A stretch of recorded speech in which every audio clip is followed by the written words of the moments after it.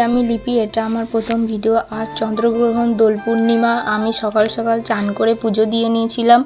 এদিকে মা বাজার থেকে চলে এসে শাক, ভেন্ডি, শশা, ঝিঙে নিয়ে এসেছিল। বছরের প্রথম আম আসলো বাড়িতে। মা হাট দিয়ে পরোটা, ঘুগনি, চপ নিয়ে এসেছিল, আর আমি দুজনে মিলে টিফিন করে নিলাম। মা মাছ, চিংড়ি নিয়ে এসেছিল।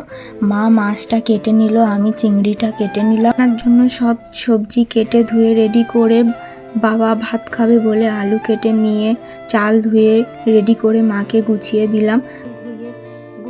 মটর বেছে দিয়ে মা এদিকে ঘুগনিটা করতে লাগলো।